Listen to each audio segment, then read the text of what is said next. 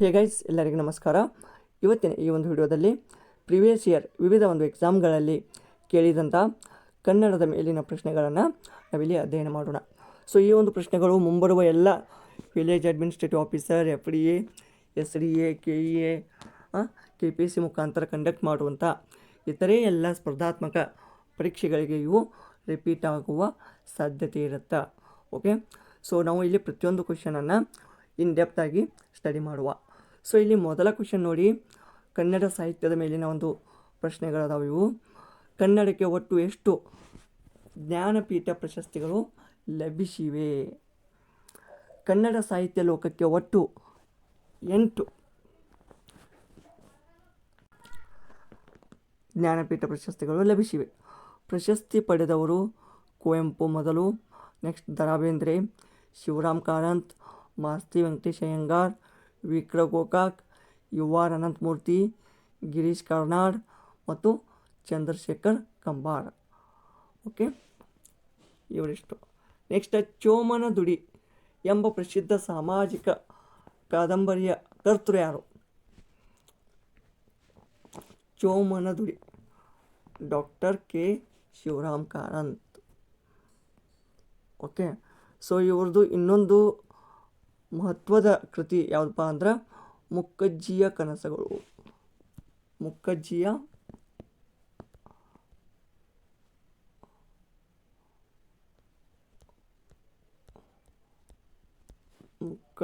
ಕನಸುಗಳು. ಮುಕ್ಕಜ್ಜಿಯ ಕನಸುಗಳು ಈ ಒಂದು ಕಾದಂಬರಿಗೆ 1977ರಲ್ಲಿ ಭಾರತೀಯ ಜ್ಞಾನಪೀಠ ಪ್ರಶಸ್ತಿ ದೊರೆಯಿತು. ಮಾನವನ ವಿಕಾಸ ಮತ್ತು ಧಾರ್ಮಿಕ ನಂಬಿಕೆಗಳ ಚರಿತ್ರೆಯನ್ನು ಈ ಮುಕ್ಕಜ್ಜಿ ಎಂಬ ಪಾತ್ರದ ಮೂಲಕ ಕಾರಂತರು ಇಲ್ಲಿ ವಿಶ್ಲೇಷಿಸಿದ್ದಾರೆ. ಓಕೆ, ಇದು FDA ಎಕ್ಸಾಮಲ್ಲಿ ಕೇಳಿದ್ದಾರೆ. ಸಣ್ಣ ಕಥೆಗಳ ಜನಕ ಎಂದು ಕನ್ನಡ ಸಾಹಿತ್ಯದಲ್ಲಿ ಯಾರನ್ನು ಕರೆಯಲಾಗುತ್ತದೆ? ಮಾಸ್ತಿಯವರು ಕನ್ನಡ ಸಣ್ಣ ಕಥೆಗಳ ಪ್ರಕಾರಕ್ಕೆ ಬಲವಾದ ಅಡಿಪಾಯ ಹಾಕಿದವರು. Okay, so Masti Venkatesh Iyengar. ಇವರ ಒಂದು ಕಾವ್ಯನಾಮ ಏನಪ್ಪ? ಶ್ರೀನಿವಾಸ.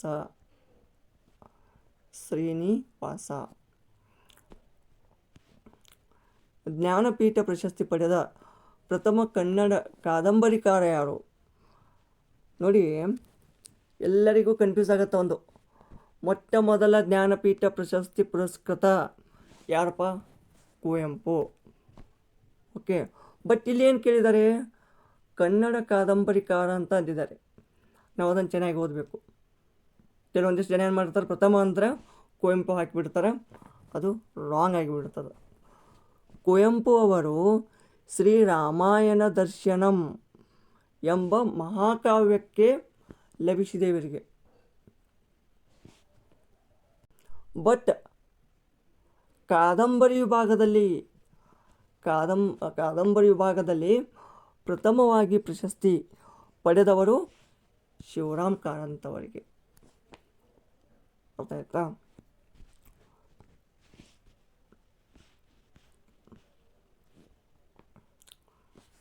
ತುಘಲಕ್, ಹಯವದನ ನಾಟಕಗಳ ಕರ್ತೃ ಯಾರು? ಗಿರೀಶ್ ಕಾರ್ನಾಡ್ ಅವರು ಕನ್ನಡದ ಹೆಸರಾಂತ ಸಾಹಿತಿ ಮತ್ತು ರಂಗಭೂಮಿ ಕಲಾವಿದ. ಸೊ ಇವರು ಈ 2 ನಾಟಕಗಳನ್ನು ರಚಿಸಿದ್ದಾರೆ. ಇವರಿಗೆ 1998ರಲ್ಲಿ ಸಾಹಿತ್ಯ ಕ್ಷೇತ್ರಕ್ಕೆ, ಕನ್ನಡ ಸಾಹಿತ್ಯ, ಸಮಗ್ರ ಸಾಹಿತ್ಯ ಕ್ಷೇತ್ರಕ್ಕೆ ಜ್ಞಾನಪೀಠ ಪ್ರಶಸ್ತಿ ಲಭಿಸಿತು.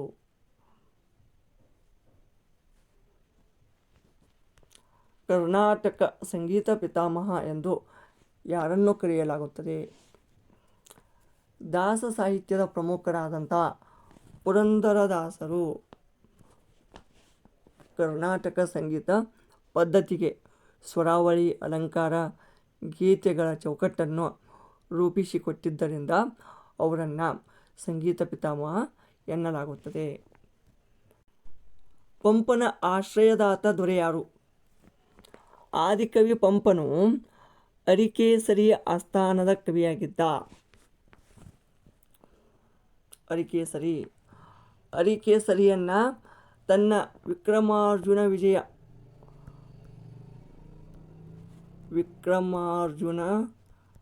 ವಿಜಯ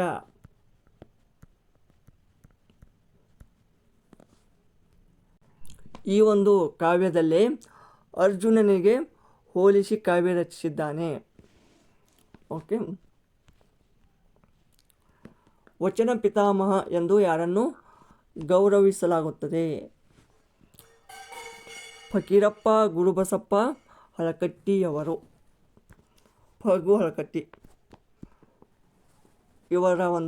ಇವರು ವಚನ ಸಾಹಿತ್ಯವನ್ನು ಮನೆಗಳಿಂದ ಕಲೆ ಹಾಕಿ ಸಂಪಾದಿಸಿ ಅಚ್ಚು ಹಾಕಿಸಿ ನಶಿಸಿ ಹೋಗುತ್ತಿದ್ದ ವಚನಗಳನ್ನು ಉಳಿಸಿದ ಕಾರಣ ಅವರಿಗೆ ಈ ಬಿರುದು ಬಂದಿದೆ.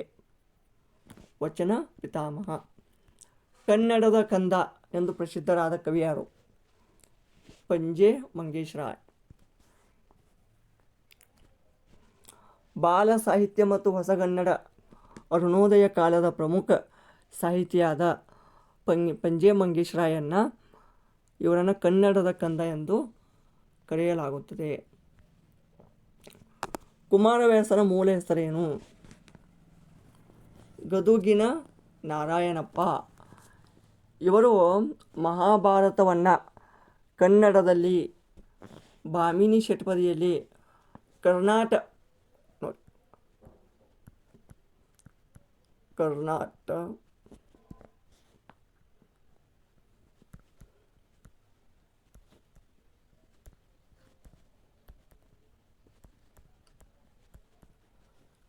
ಭಾರತ ಕಥಾಮಂಜರಿ ಬರೆದ ಇವರ ಮೂಲ ಹೆಸರು ನಾರಾಯಣಪ್ಪ.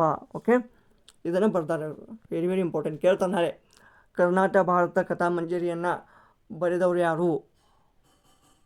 ಗದುಗಿನ ನಾರಾಯಣಪ್ಪ ಅಥವಾ ಕುಮಾರವ್ಯಾಸ. ಕನ್ನಡದ ಆಸ್ತಿ ಎಂದು ಯಾರನ್ನು ಕರೆಯಲಾಗುತ್ತದೆ? ಕನ್ನಡದ ಆಸ್ತಿ ಮಾಸ್ತಿ ವೆಂಕಟೇಶ್ ಅಯ್ಯಂಗಾರ್.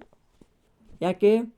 ಕನ್ನಡ ಸಾಹಿತ್ಯಕ್ಕೆ ಮಾಸ್ತಿಯವರ ಕೊಡುಗೆ ಅಪಾರವಾಗಿದ್ದರಿಂದ BM ಶ್ರೀಕಂಠಯ್ಯನವರು ಮಾಸ್ತಿಯವರನ್ನು ಕನ್ನಡದ ಆಸ್ತಿ ಎಂದು ಕರೆದರು. ನಾಳೆ ಕೇಳ್ತಾರೆ ನಿಮಗೆ ಏನಂತ, ಕನ್ನಡದ ಮಾಸ್ತಿ ವೆಂಕಟೇಶ್ ಅಯ್ಯಂಗಾರ್ ಅವರನ್ನು ಕನ್ನಡದ ಆಸ್ತಿ ಎಂದು ಕರೆದವರು ಯಾರು? BM ಶ್ರೀಕಂಠಯ್ಯ. ನೆಕ್ಸ್ಟ್, ದತ್ತಾತ್ರೇಯ ರಾಮಚಂದ್ರ ಬೇಂದ್ರೆ ಅವರ ಕಾವ್ಯನಾಮ? ಅಂಬಿಕಾತನಯ ದತ್ತ. ದರಾ ಬೇಂದ್ರೆಯವರು ಅಂಬಿಕಾತನಯ ದತ್ತ ಎಂಬ ಅಂಕಿತ ನಾಮದಿಂದ ಕಾವ್ಯವನ್ನು ರಚನೆ ಮಾಡಿದ್ದಾರೆ. ಇವರಿಗೆ 4 ತಂತಿ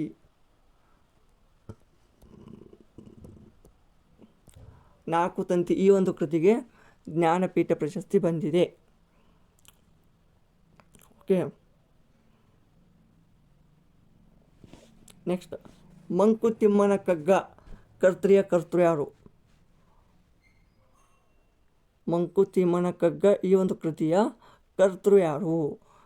ಈ ಮಂಕುತಿಮ್ಮನ ಕಗ್ಗ ಎಂಬ ಜ್ಞಾನ ಕಾವ್ಯವನ್ನು ರಚಿಸಿದ್ದು ಡಿ.ವಿ. ಗುಂಡಪ್ಪನವರು. ಕನ್ನಡದ ಮೊದಲ ಸಾಮಾಜಿಕ ನಾಟಕ KPSC PDOದಲ್ಲಿ ಕೇಳಿದ್ದಾರೆ. ಇಗ್ಗಪ್ಪ ಹೆಗಡೆಯ ವಿವಾಹ ಪ್ರಹಸನ. ನೋಡಿ, 1882ರಲ್ಲಿ ಸೂರಿ ವೆಂಕಟರಮಣ ಶಾಸ್ತ್ರಿಗಳಿಂದ ರಚಿತವಾದ ಈ ನಾಟಕವು ಕನ್ನಡ ಸಾಹಿತ್ಯದ ಪ್ರಥಮ ಸಾಮಾಜಿಕ ನಾಟಕವೆನಿಸಿದೆ. ಕವಿ ಚಕ್ರವರ್ತಿ ಎಂಬ ಬಿರುದು ಹೊಂದಿದ್ದ ಕವಿತ್ರಯರು ಯಾರು?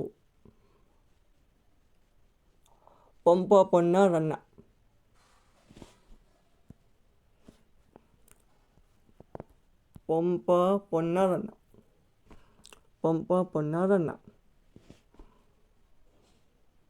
ಇವರು ಕವಿ ಚಕ್ರವರ್ತಿಗಳು. ಇದು ಪಂಪ ಪೊನ್ನರನ್ನ. ಬಟ್ ರತ್ನತ್ರಯರು ಯಾರು?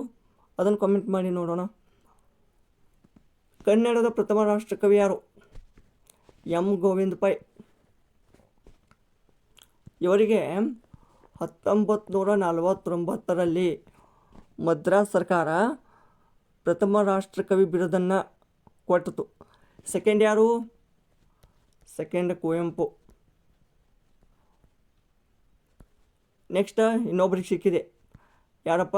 GS ಶಿವರುದ್ರಪ್ಪ ಅವರು. GS ಶಿವರುದ್ರಪ್ಪ. ಜೈ ಭಾರತ ಜನನೀಯ ತನುಜಾತೆ ಈ ನಾಡಗೀತೆಯನ್ನು ಬರೆದವರು ಯಾರು? ರಾಷ್ಟ್ರಕವಿ ಕುವೆಂಪು. ನೆಕ್ಸ್ಟ್ ಗಿರೀಶ್ ಕಾರ್ನಾಡ್ ಅಥವಾ ಕಾರ್ನಾಡರ ಯಯಾತಿ ನಾಟಕದ ಪ್ರಮುಖ ವಸ್ತು ಯಾವುದು? ಪುರಾಣ. ಮಹಾಭಾರತದ ಪೌರಾಣಿಕ ಕಥಾಪಾತ್ರವಾದ ಯಯಾತಿ ಕಥೆಯನ್ನು ಇಟ್ಟುಕೊಂಡು ಗಿರೀಶ್ ಕಾರ್ನಾಡ್ ಈ ನಾಟಕ ಬರೆದಿದ್ದಾರೆ. ಸಂಸ್ಕಾರ ಕಾದಂಬರಿಯನ್ನು ಬರೆದ ಜ್ಞಾನಪೀಠ ಪ್ರಶಸ್ತಿ ವಿಜೇತ ಸಾಹಿತಿ ಯಾರು? ಸಂಸ್ಕಾರ UR ಅನಂತಮೂರ್ತಿ. ನವ್ಯ ಸಾಹಿತ್ಯ ಚಳುವಳಿಯ ಪ್ರಮುಖ ಕಾದಂಬರಿಯಾದ ಸಂಸ್ಕಾರವನ್ನು UR ಅನಂತಮೂರ್ತಿ ಬರೆದಿದ್ದಾರೆ. ಹರಳು ಹುರಿದಂತೆ ಮುದ್ದು ಪೋಣಿಸಿದಂತೆ ಇದು ಯಾರ ವಚನದ ಸಾಲು? ಇದು ಬಸವಣ್ಣ. ಓಕೆ, ಸೊ ಇವಿಷ್ಟು ಈ ಒಂದು ವಿವಿಧ ಒಂದು ಪರೀಕ್ಷೆಗಳಲ್ಲಿ ಕೇಳಿದಂಥ ಸಾಹಿತ್ಯದ ಮೇಲಿನ ಪ್ರಶ್ನೋತ್ತರಗಳಾಗಿದ್ದು, ಮುಂದಿನ ಒಂದು ಸಂಚಿಕೆಯಲ್ಲಿ ಇನ್ನಷ್ಟು ಕ್ವಶನ್ಗಳನ್ನು ರಿವೈಸ್ ಮಾಡೋಣ. ಸೊ ಈ ಒಂದು ವಿಡಿಯೋ ಇಷ್ಟವಾದಲ್ಲಿ ಲೈಕ್ ಮಾಡಿ, ಕಾಮೆಂಟ್ ಮಾಡಿ ಹಾಗೂ ತಪ್ಪದೆ ಸಬ್ಸ್ಕ್ರೈಬ್ ಮಾಡ್ಕೊಳ್ಳಿ. ಧನ್ಯವಾದಗಳು.